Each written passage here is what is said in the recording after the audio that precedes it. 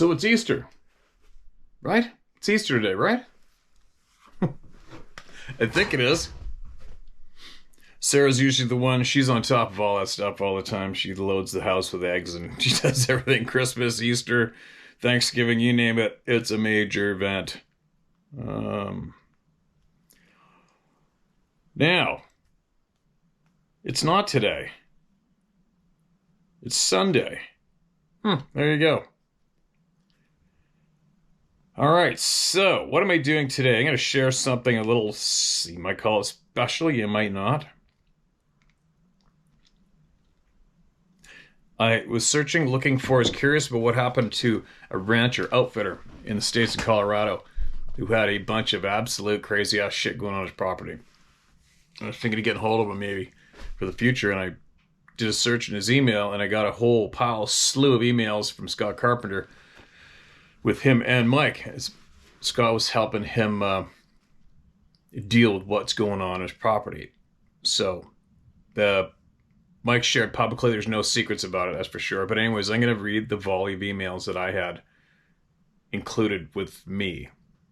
All right? What else? Side note, I'm having one of those days where you just wish you didn't wake up. Oh my God. The dog dropped all night. I've got a one-eyed senior French male bulldog, 110-pound big black goon in heat. Oh my God. It's like, please stop it. Just acting like idiots, right? Then, I guess the back door, the teenager came home a little late, didn't quite close the door properly, whatever. The dogs knocked the back door open. 3 in the morning, I heard it. So there I am out there in my bare feet in the piss and rain with a flashlight trying to get him back in the house. Stepped in dog shit. Then I stepped in horse shit. Right? Then the baby chicks ran out of food.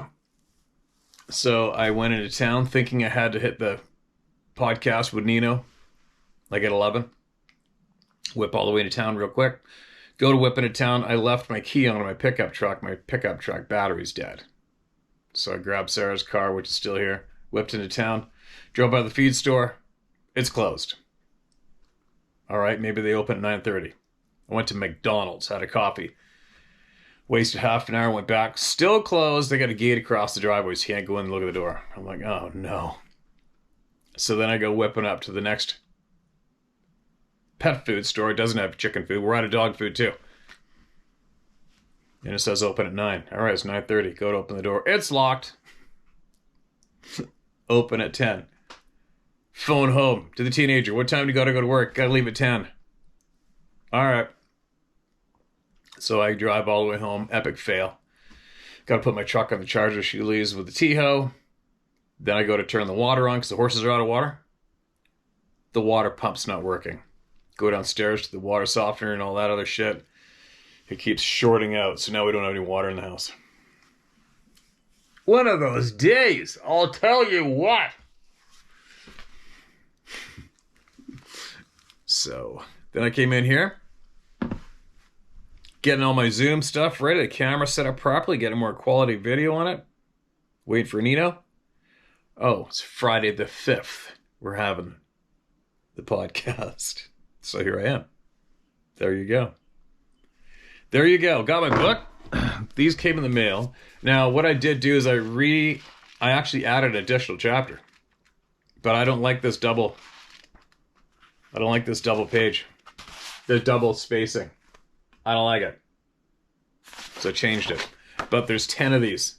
So, sure, Sarah, if you want, maybe somebody didn't want them, the first and only 10 of this book, and I'll sign them or whatever, and she can rifle them out in the store.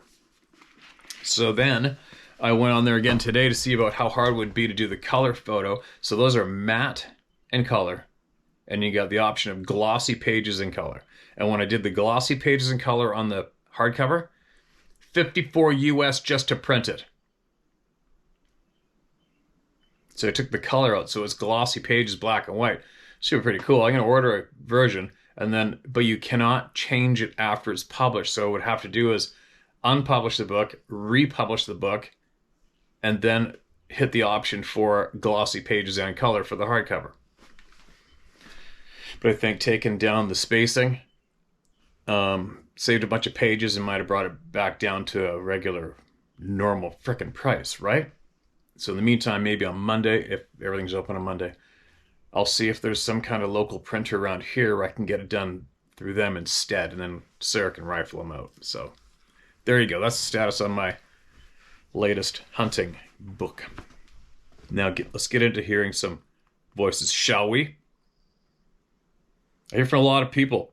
I find myself being frustrated at this stage of the game. I was thinking about that driving home. I think nonstop, but I should write things down because by the time I get here, I forget to say them. But I almost feel like right now when you start to become aware of the bullshit, right? About when you're absolutely shown without a question that everything is a mess. We're not supposed to be living the way we are. And once you get on, we'll even use this topic. This topic is a prime example for me. You're getting so far,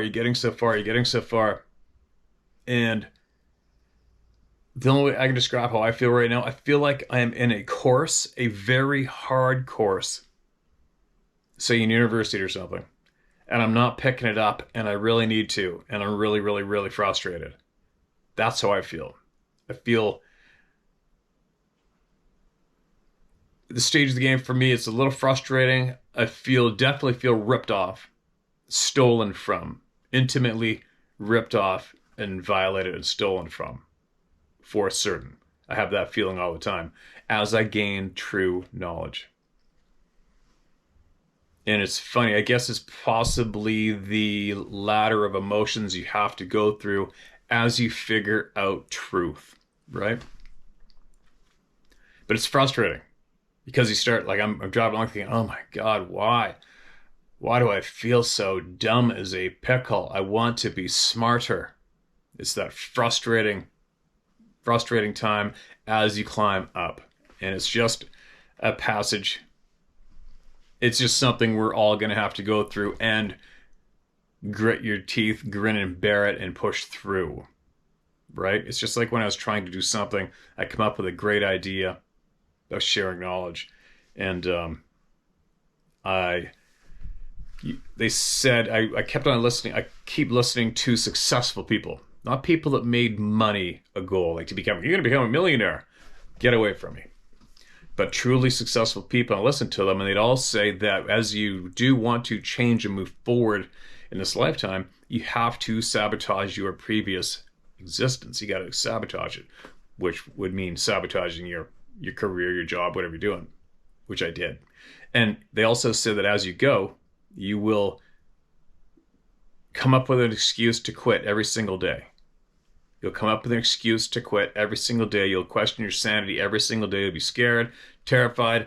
The emotions are heavy, but it's what you have to go through. And I listened to, I don't know how many successful people, and they all said the exact same thing. And that was while I was going through that, I was experiencing that. And it was very, very uncomfortable. But I don't have quit in me, and I knew I couldn't quit. And I set myself up that if I did quit, I was going to die anyway. So I persevered and I pushed through and I figured it out. But it's a grind, and not too many people can go through that discomfort. So why I relay that story is for all of you to understand that while we're doing what we're doing here, and whatever you are doing in your private time as you try to advance your knowledge and see through the shit screen that we have been intentionally raised with. And I believe that we are all, if you're getting frustrated and feeling frustrated, that's a good sign.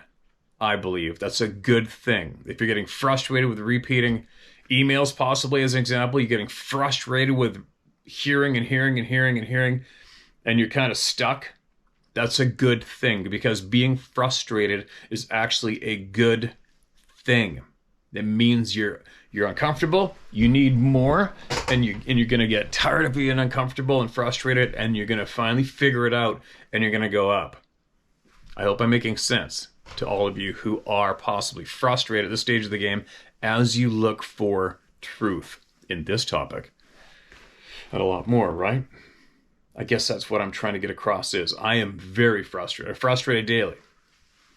But I have been through this somewhat in a similar way, and I am firmly believe that the frustration that you as well may be in alongside me is what we have to go through. Without a doubt, we have to go through the frustration, I'm stuck in mud. Why can't I break free and move forward? There's something missing, like, come on. Oh man. You know what I mean? And then you grind through. So I hope I made sense of that little babble. Am I seeing a bright light yet for me? Oh yeah. Yes, for sure. For sure I am. How am I carrying myself through this journey? I'm a stubborn son of a bitch. Nobody tells me what to do absolutely with anything, to make that clear. And when I say I'm going to do something, I'm going to do it. I've done some things with that shady attitude where it probably cost me a pile of money just to make a point. Yeah, I can do this. I've done a few things in the past when people told me I couldn't, and I did it anyway, just because. What I'm getting at is, when I said I'm going to get all these voices heard, I'm going to frickin' get them heard. And that's what I've been doing. I won't stop. I know I won't stop. I probably couldn't stop myself from getting every single one of these frickin' emails heard. So, anybody who may possibly be frustrated, it's easy to look for a target to be frustrated with. Me, right? You keep being repetitive. No, the emails are getting shared at all costs. Repeat that sentence in your head. You are frustrated because you are becoming aware and knowledge is filling you, and you know it's going to go somewhere and you don't quite know how to get there yet. That's what's going on. And it's easy to lash out. Anyway, I'm going to keep making certain that every single person that writes in gets heard. But at the same time, like for me, that's a time consumer. At the same time, I get so many emails from people, and I'm looking for patterns. I'm always looking for patterns as the knowledge pours in here. And then I have various different categories of patterns I'm looking for, and they don't get tapped on that often, but when they do, my light really goes off, and I'm meaning it in advanced few more steps up there when it comes to this topic. That's where I am. I don't think about things before I hit record, just so you know. And there's a few people I need to go speak with.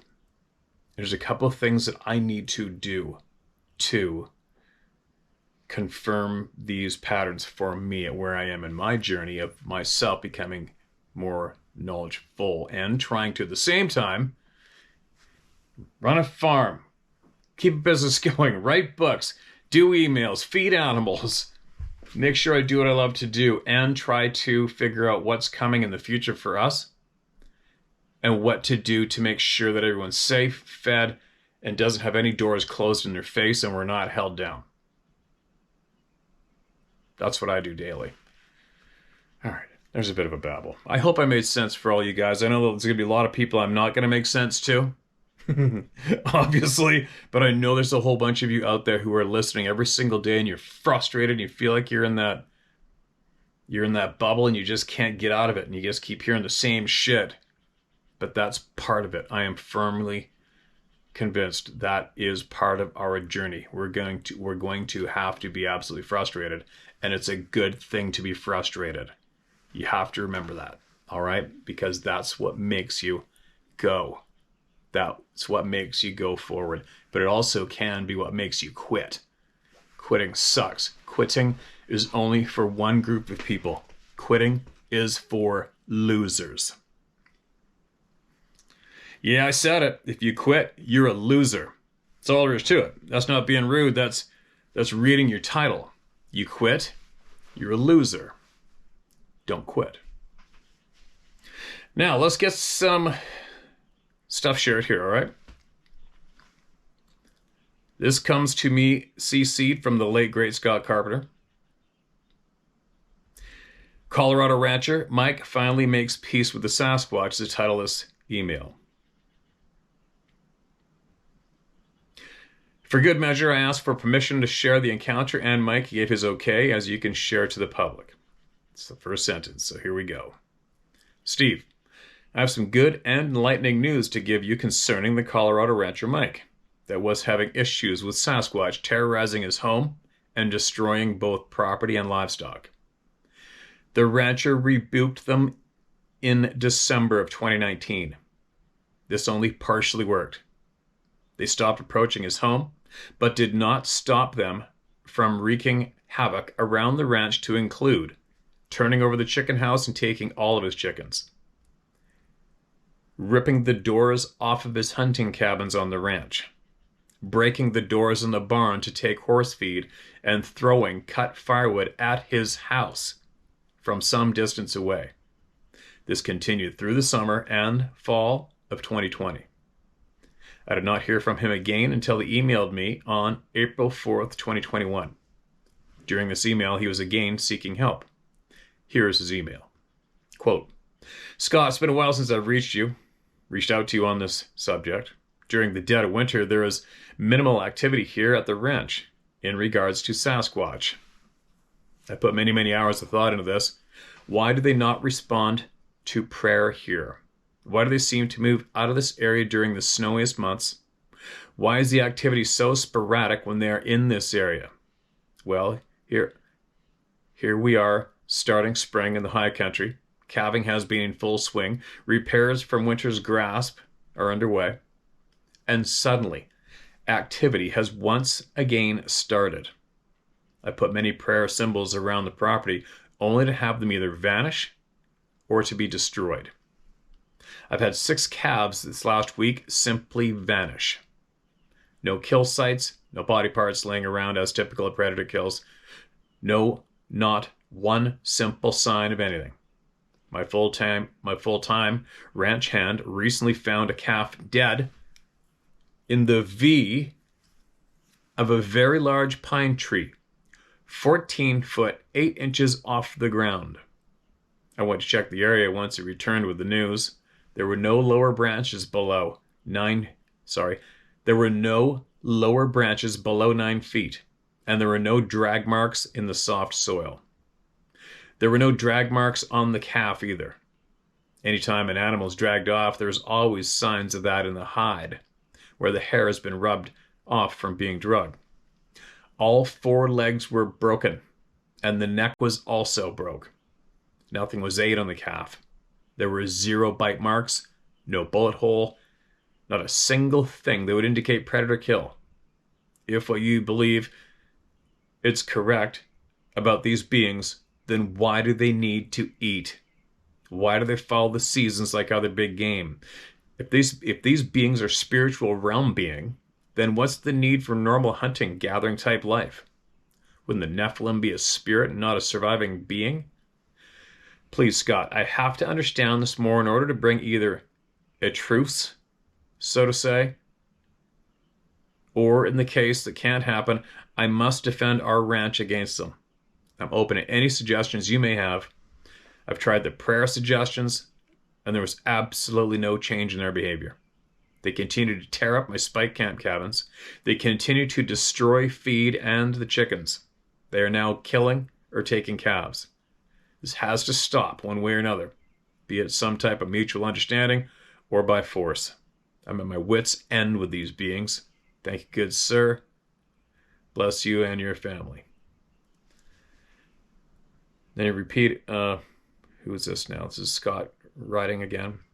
I knew the rebuking had worked to keep them away from his house only. Why? Why were they able to defy the rebuking everywhere else in the property? I was praying for help from God and thinking about the situation. When God brought to mind an event in the Bible where Abraham purchased the place to bury his wife Sarah from the Nephilim tribes that rightfully owned the land Abraham was living in. I looked up the verses to refresh my memory. Reading Genesis 23, I realized that the rancher had a similar situation. The land his ranch was on was owned by the Sasquatch, bracket Nephilim end bracket, and they had dominion over it. In the biblical example, Abraham did not rebuke them off their own land or take it by force. He instead, he respected their right of ownership and bought the land from them at a fair market price. Here are the verses below. These emails get right back into everything going on his property. You're going to want to hear it. If this turns you off, I'm sorry. Sort of. 7. And Abraham stood up and bowed himself to the people of the land, even to the children of Heth. 8. And he communed with them, saying, If it be your mind that I should bury my dead out of my sight, hear me, and entreat for me to Ephron the son of Zohar. 9. That he may give me the cave of Machpelah, which he hath, which is in the end of his field, or as much money as it is worth, he shall give it to me for a possession of a burying price amongst you. 10. And Ephron dwelt among the children of Heth, and Ephron the Hittite, answered Abraham in the audience of the children of Heth, even of all that went in at the gate of his city, saying, Okay, we're going to get through these. Well, actually, all right. There's not too many more. All right. Number 11. Nay, my Lord, hear me. The field give I thee, and the cave that is therein. I give it in thee. In the presence of the sons of my people, give I it thee. Bury thy dead. 12. And Abraham bowed down himself before the people of the land. 13. And he spoke unto Ephron in the audience of the people of the land, saying, But if thou wilt give it, I pray thee, hear me. I will give thee money for the field. Take it off me, and I will bury my dead there. 14. And Ephron answered Abraham, saying unto him, 15. My Lord, hearken unto me. The land is worth 400 shekels of silver, what is that betwixt me and thee? Bury therefore my dead. 16. And Abraham hearkened unto Ephron, and Abraham weighed to Ephron the silver, which he had named in the audience of the sons of Heth, 400 shekels of silver. Current money with the merchant. Note, the tribes mentioned in the verses above, quote, children of Heth, end quote, and Hittites, were Nephilim descendants, just as I think the Sasquatch are Nephilim descendants. In fact, many think these tribes were human/animal hybrids to include, quote, lion men and centaurs. I had my answer. Regardless of their spiritual standing, the Sasquatch had rights to this land, and the rancher was the invader. I then made the following suggestion to the rancher to make peace with the Sasquatch and live together in peace on the property, and here is my email to the rancher. Mike, I'm going through a lot right now. Okay, that was some personal stuff. I'm kind of distracted, but I think it's time you make peace with them. They are human. They are a human hybrid being.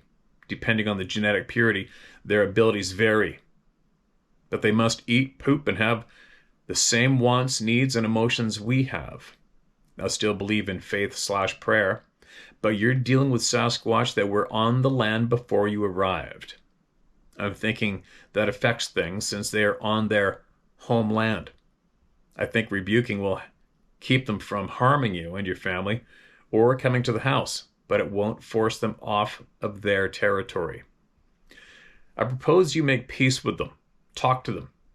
Go to where you know they are and talk to them in a calm, assertive voice. Tell them you want peace. Be sincere and honest when you tell them this. Let them know that they must stop killing your livestock, that you understand they are hungry and take chickens and cattle feed, but you want a compromise. Offer them some feed and a few chickens when natural sources are scarce. Tell them to let you know when they need food by, let's say, leaving rocks on the top of a certain fence, post, or something like that. Promise you won't shoot at them or harm them if they will stop invading your farm. Tell them they scare your children and that you'd like them to stay back. I can't guarantee this will work, but in your situation, it may be a solution. I'm no expert. There are no experts. So we draw on the knowledge and experience we have. You might also consider contacting the local Native American tribe and ask them to help you to make peace with the Sasquatch. They already have a connection to them and vastly more knowledge of them than we do. I hope this helps. Let me know if you decide to try this, and I'll be praying for you and your family. God bless Scott. 3 days later, on the 13th, I get this reply from the rancher. Scott, sorry to hear about the divorce. There's never a good answer as to why either. As far as the situation here with Sasquatch, I'm fully prepared to take your advice and really try to reach a compromise. I've spoken to their elder Sasquatch, not sure if that's even a thing, but I'm going to say it was an elder. It watched me very intently. It appears to understand me, or simply was trying to figure out what I'm saying. It never fully exposed itself to me. But when I was done speaking, it simply turned and after a few seconds looked back at me and then walked off. I took a few bags of grain, 50-pound bags, down to a large fallen cottonwood tree, placed them on it and left. Yesterday I returned and they were gone. No trace of anything, eating it, or trying to open the bags. They were simply gone. I'm going to attempt to bring them into that area and hopefully speak to them, or at least know they are near and speak to them. I'm willing to leave them alone as long as they return the favor and stop tearing up things around the ranch.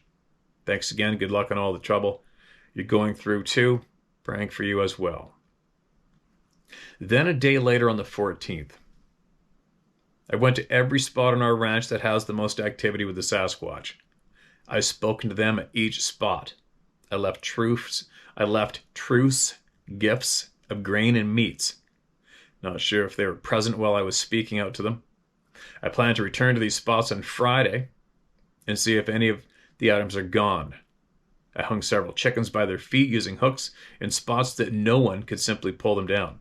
You must lift them and remove the wire on their feet, simply to rule out predators. It will require the use of hands. I place their favorite feed in metal storage bins that must be opened by hand. Molasses cake that we fed the horses seems to be their main target. That and whole corn. I will report back to you on Friday with any events that may or may not unfold.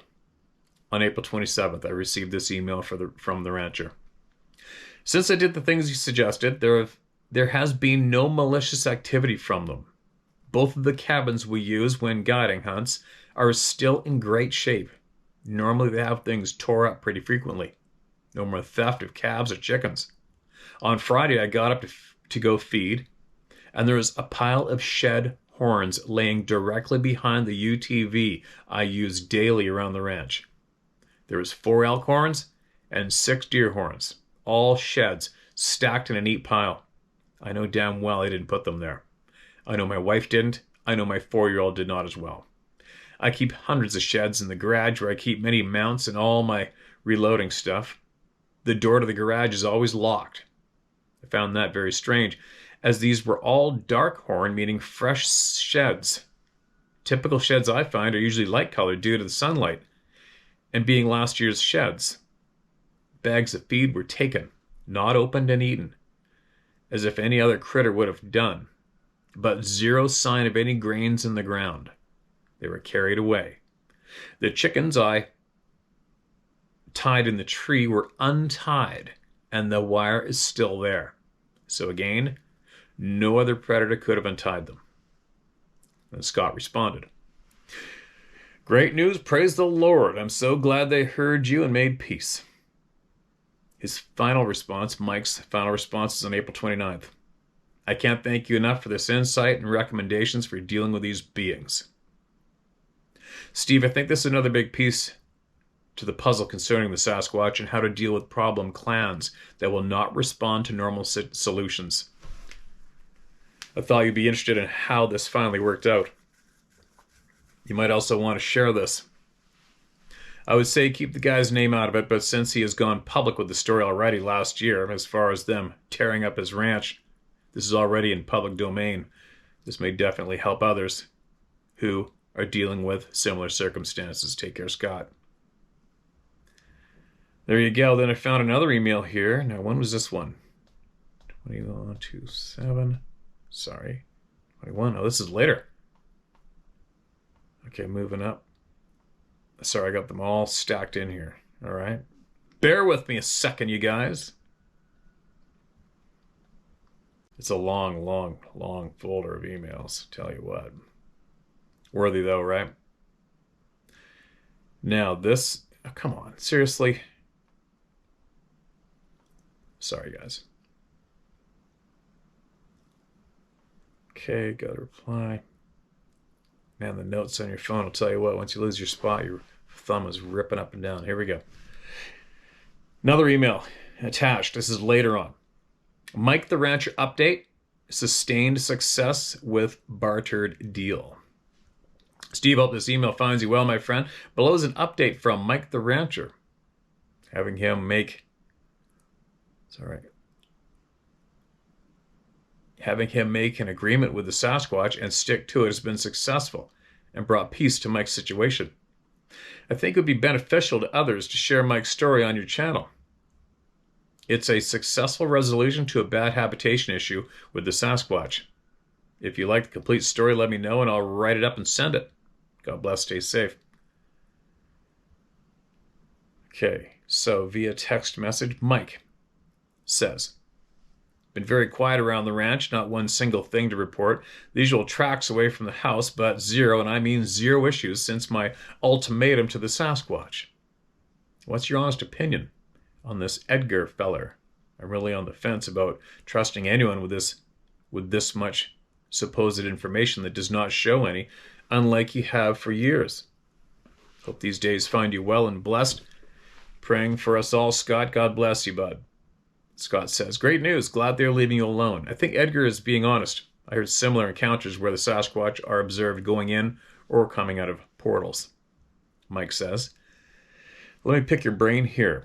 I'm finding tree stumps uprooted, stuck back in the ground with deer and elk heads sitting on the roots, 10 to 15 feet in the air. Are these just the, hey, I'm here signs, or are these warnings? Note, these are being found on my normal routes to various trails we use to take hunters back in on hunts. That'd be spookier than shit. Scott said, I would say just signs that they're there. If there's not been any negative activity associated with the stumps, then I do not think you have anything to worry about.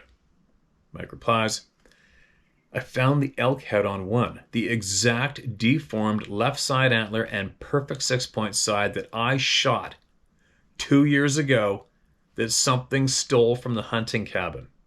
I was blown away finding that on the top of one of the trees stuck in the ground upside down. I went back through trail cam and video to make sure it was. I couldn't believe they would return that skull like that. My guide and full-time hand Sean and I stared at each other for a minute, completely shocked, both knowing that was the non-typical bull I had stolen from camp. It was a very eerie experience seeing that. One more strange find for you. I found a mountain lion that was twisted in the middle of its body, twisted to where its hind legs were facing opposite of its front half and legs. Like it was someone wringing a towel out. Not one thing else on that cat. Very recently killed when we found it. It wasn't even stiff yet. Scott, sounds like they were making peace by returning what they had stolen, and that twisting is how they dispatch things. Mike, this is my stance on this. I've turned it over to God. He will guide me with help from good, honest people like you. I don't care who or what they are anymore. I do not want any interaction between us. I'll keep the deal we put in place as long as they do. I just want peace. Yes, at times I listen in when I have time, which is rare. And yes, I'll always be curious and hope those seeking answers will get them. But it's in God's hands here. Thanks for the help, my friend. I'll be in touch. If you ever get an itch to harvest an elk, you'll always be welcome here on my ranch for a hunt. Of course, a free hunt on me. That cat was twisted so much, I'm very surprised it wasn't torn in half. Made my skin shiver seeing that kind of power against a serious predator. Scott, yeah, I've seen deer they kill. The power is unnerving. Thanks for catching me up. Always praying for you, my friend. Mike, you're in our prayers as well. Until next time, stay safe, my friend. And that's the end of that. So there you all go. Take from that what you will or leave it, right? But there's a shit pile of patterns in there. That is for sure when it comes to a lot of rural people having to put up with and coexist with whoever or whatever these things are. Beings, people are, right? And that conversation was between two men with a problem going on in a rural home. That was not a conversation made to be with YouTube in mind. Take note of that, all right? There you go. A lot to think about there, right? A lot to think about there. The elk head and skull and horns showing up. Tree pounding the ground upside down. You know, I know people firsthand who got roared at with a fishing client up a remote Vancouver Island river in a Zodiac. 2 Zodiacs full of clients, and him and the one guy were in the lead. They walked all the way up the river. I've shared this a couple years ago. They walked up the river fishing early fall coho, spawning coho, fly fishing. And he said there's something roared at them so loud, it absolutely scared the shit out of them. Him and the client. They turned around and started booking it back down the river. He said it was right across the river in the timber. Right there. So it would have been like, picture me in my fishing videos I share. Right there in that timber above the river. And he said, but by the time they got around the bend where they could see another 200 meters or 4, whatever it was, down to where everybody else was, they were already jumping in the Zodiacs that much further down the river. And then they went back 2 days later. Or maybe this is the next clients they went back. Whatever. And he said they got that same pool and there was a tree root ball in the air, trunk stuffed down in the middle of the river. In the pool. In the bottom of that river rock. You imagine the strength it takes to pull that off. Holy shit, right? That's a display. That's basically, as far as I'm concerned, that particular day is what you call get in the middle, fingers stuffed right in your face, right? There you go. Well, thanks. We keep going here. All I got to do is dive outside and try to fix all my grief after this, so I'm not in any hurry. Got a teenage girl who's working until 6 tonight, and I got no water in this house. Imagine that one. Now,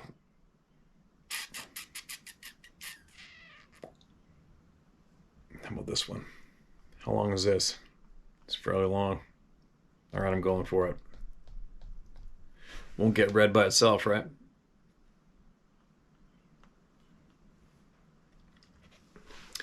This is titled Conversations with Canids. Quote, a dog man answers. Quote, I mean bracket and bracket. Here we go. Hi, Steve. Thank you for helping so many people. Both you and Sarah are darlings, and I'm sure I speak for most of the club when I say we love and appreciate the both of you. Appreciate the kind words, big time. I got a fair bit to share, so this email will be long. To keep it manageable, I'll just stick to the main points and leave the rest for another time. In the last week or so, people have written in about, quote, contacting, end quote, the other beings. Other beings is my term for dogmen, sabe, etc. We are human beings. They are other beings. It's just easier to say. So to cut to a very long story short, I contacted a canid, bracket, dogman, end bracket, some nights ago. To explain how I contacted him and what happened when I did, we need a whole other email. So I'll cut it short and say, initial contact was intense. He was very intimidating and overbearing. For a moment, I thought I'd bitten off more than I could chew. In fact, I started to question why I even wanted to contact a canid in the first place. But eventually we sorted out our differences and the conversation became quite amicable. He answered all my questions. This ought to be interesting. The following is exactly what he told/showed me. This really happened. My imagination is simply not that good, and I have nothing to prove. There have been so many questions that needed answering, so I thought I'd give it a try. Each dot point is the answer to a question. I do not include the actual question. Communication comes in thought, feelings, images, and sensations. Only a very small part of it is actual words. Communicating is a very immersive experience, almost like a download or a knowledge transfer. So I get a lot of information all at once. The experience probably only lasts a few minutes. Translating it in writing takes longer than actually receiving it. The information is as accurate as I am able to provide. My comprehension of and translation of that information may not be exact, and I can only do my best. Hopefully this email helps somebody. Content warning. The following information may upset some listeners, and it is not my intention to upset anybody. Please have an open mind and an open heart, and try to gain something positive from this email. That's a polite way of saying, don't shoot the messenger. A wise man once said, take from it what you will and leave the rest. There you go. It's crazy how difficult that is for so many.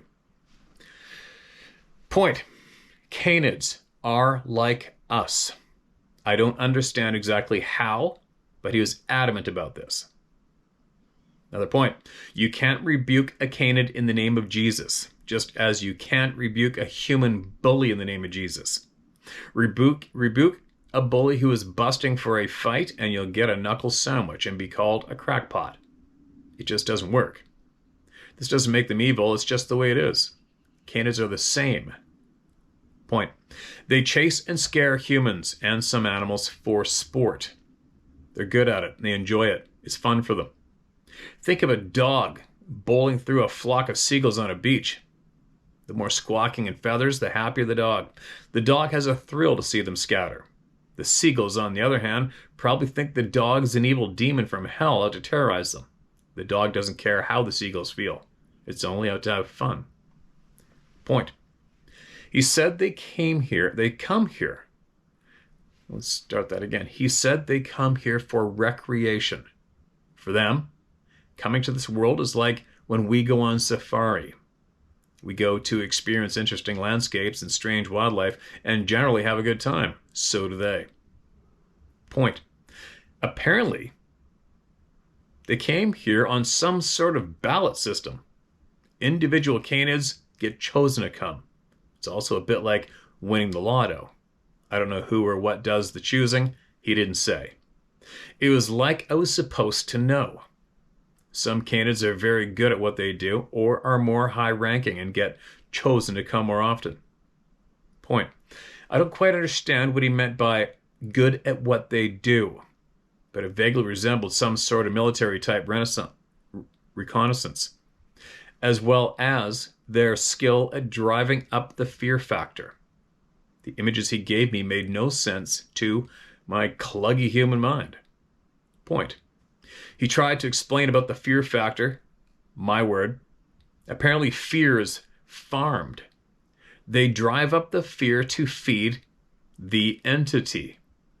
On vibrational terms, fear has a certain frequency or energy that is consumed by this entity.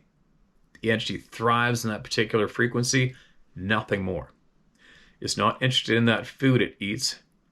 It's not interested that the food it eats comes from fear. It just wants food. It's like a parasite. He tried to show me the entity, but all I could see was a patch of formless dark mist. It seemed to make more sense to him than it did to me. Point. As ants farm aphids to get the honeydew, and don't know or care that they're harming plants is the same with the canids and the entity. The canids don't care about the entity. They only feed it to get the benefits it gives them. I don't know what those benefits are. Point.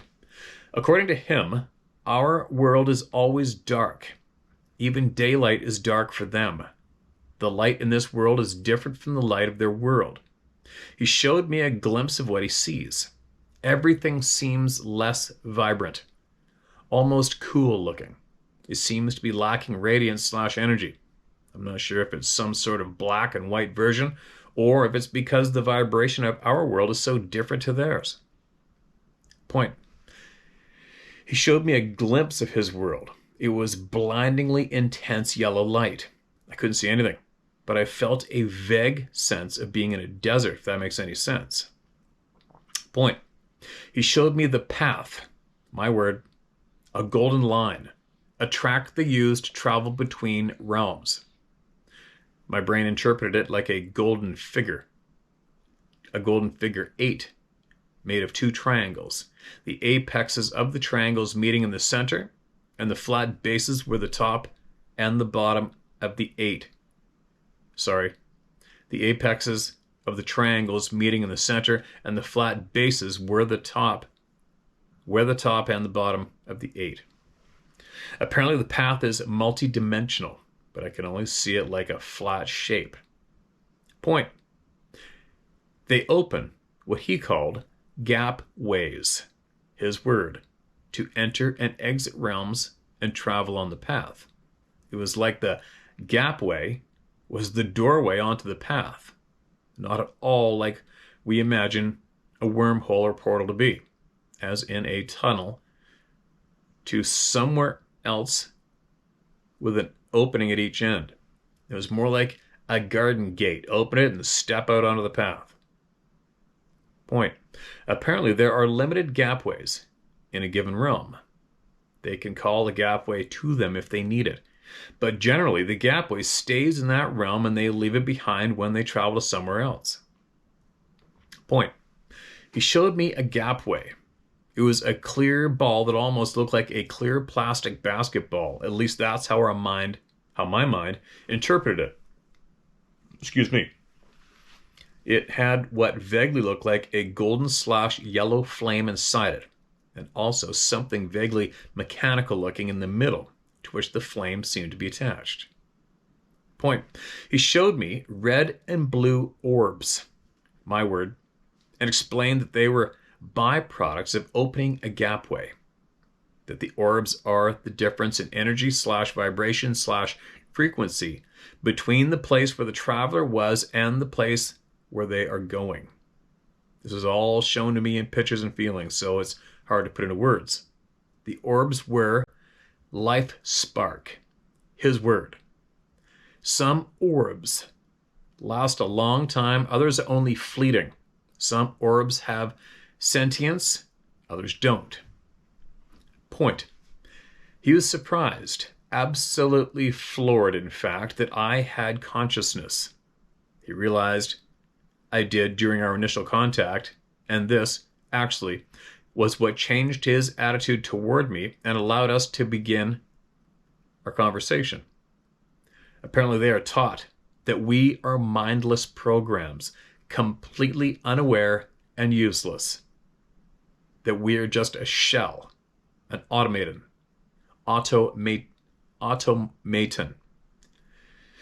The image of our world that he showed me reminded me of a Star Trek holodeck, a place where you can do whatever you want with no repercussions or consequences because nothing is real. He was actually quite shocked that I was real, in his words, and he kept repeating it over and over like his mind was blown, and he had to come to terms with it. Point. According to their teachings, we are nothing, a waste of space, a distraction.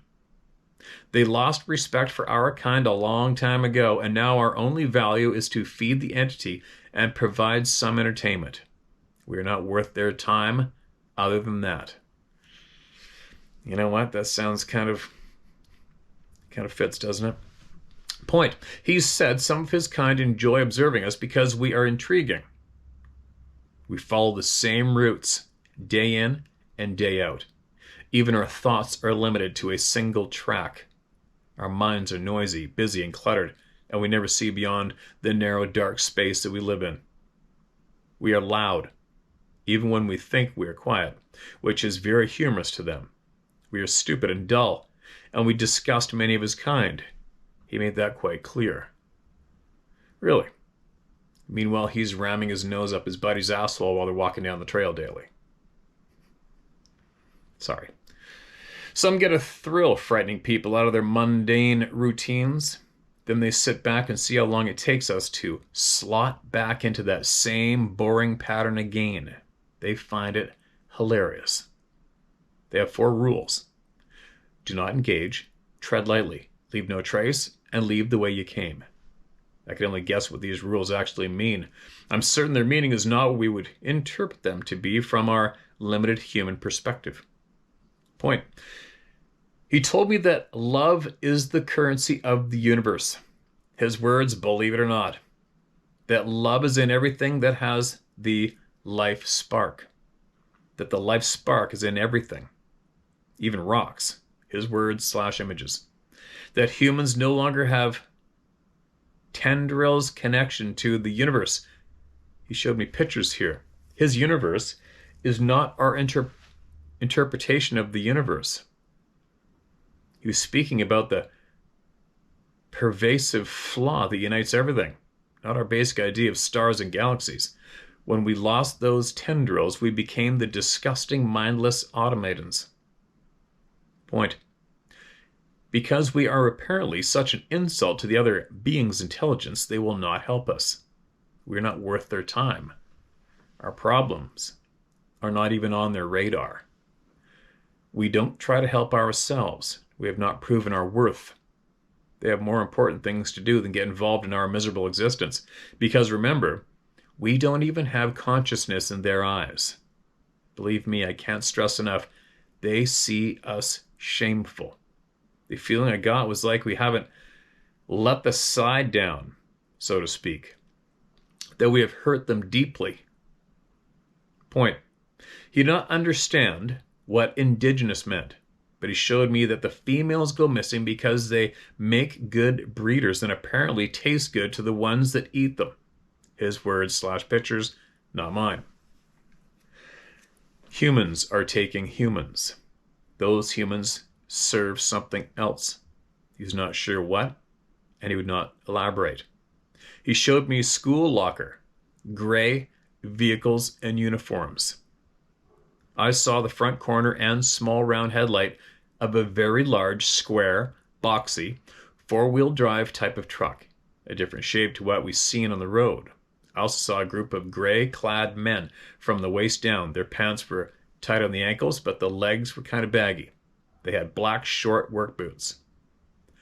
We also talked about something called the non-life intelligence, but that's a heavy topic for another day. A whole other can of worms. It's going to blow even more minds. I think this is where I should finish. I'm sure there's a lot to take in. Oh, except I must point out that the other day, one of the Arizona group wrote in and mentioned that they were told by a Sabe to go into their camper because of danger. And you're wondering how a flimsy caravan could save anyone from a narky Sabe. The way I see it, any grumpy Big Daddy who hears members of his people fooling around with a bunch of annoying, chattering humans would not be amused. Like a grumpy father coming home to a house of hyper kids. It would drive him nuts. The others probably knew this, and to elicit the quickest response possible from the humans, sent them packing, scattering out of sight. Kind of like hiding something behind your back. It's out of sight, so it's not as aggravating to the grumpy old man. They didn't want Big Daddy to give a butt-whooping to either Sabe or human. Maybe the 4 canid rules also somehow apply to Sabe, who knows? Maybe through interacting with the humans, those Sabe were stretching the rules a bit, which Big Daddy had to snip in the bud. You never know. Anyway, God bless and much love. Until next time, The Messenger. There you go.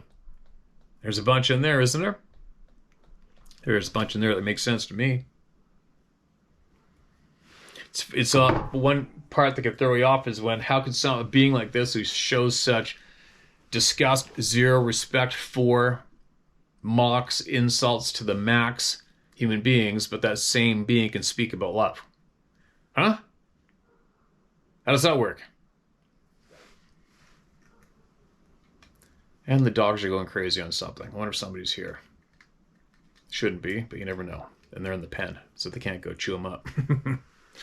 Anyway, there you go, you guys. Take from what you will, leave it, but do some thinking. Don't quit. And if you're frustrated, that's a good thing. All right? It's a good thing. It's like, to make that simpler, it's like when you see somebody at a shit-eating job.